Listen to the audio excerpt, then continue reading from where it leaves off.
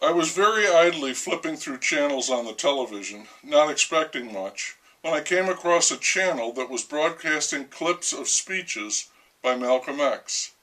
What a surprise that was.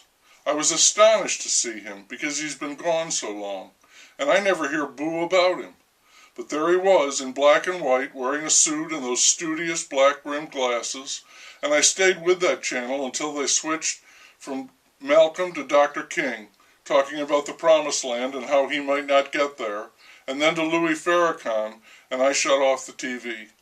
I've always had a problem with Farrakhan's hair and the way he dresses, and there is still the suspicion, these many years later, that he may have had a hand in Malcolm's death.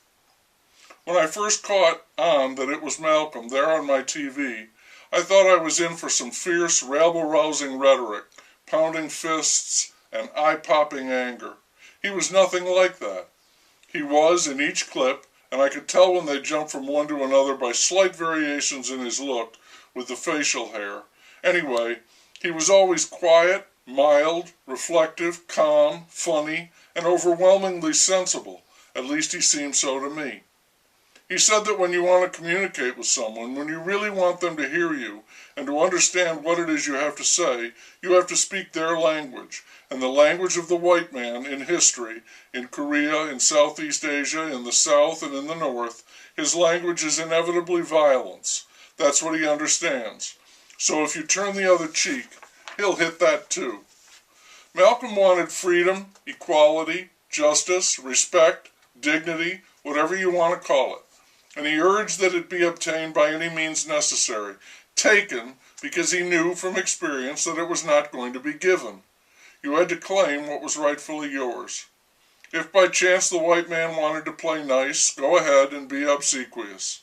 But if he came out with the nightsticks, tear gas, dogs, and water cannons, burning crosses, and bombs planted in your church, then you must be prepared to respond in kind. He delivered this message over and over to audiences, almost exclusively black audiences, who knew exactly what he was talking about, agreed with him, and adored him, and blessed him for speaking those words, because they felt their time had come.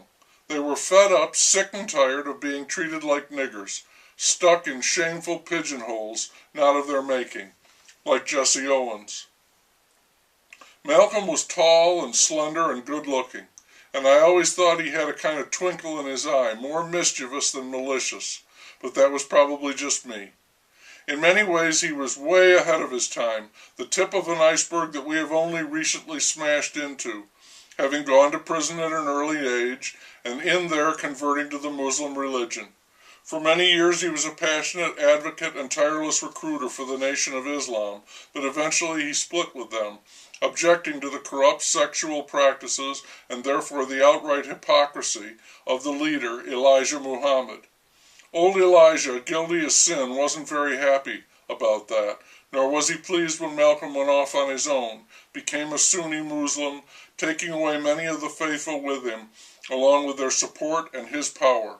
Malcolm was shot to death, executed as he was about to speak, soon after a victim, as we say, of black-on-black crime. I can remember reading the autobiography of Malcolm X, written with Alex Haley, who would go on to do Roots, and I was quite staggered by the astonishing, to me, life of the man.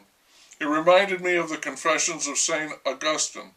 His life had such an amazing breadth, and it led to such a distinguished, cultivated individual, so unexpected, like finding an orchid in a big patch of weeds. I know he was already dead when I read the book, because he told Haley that he expected to be dead before it was published. And I thought then, as I do now, what a terrible waste.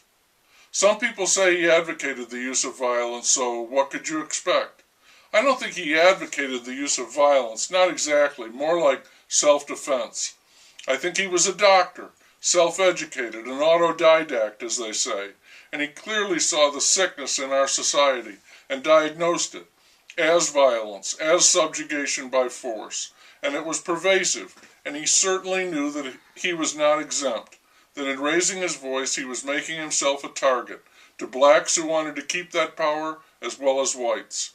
Like Medgar Evers and Dr. King, he died a martyr.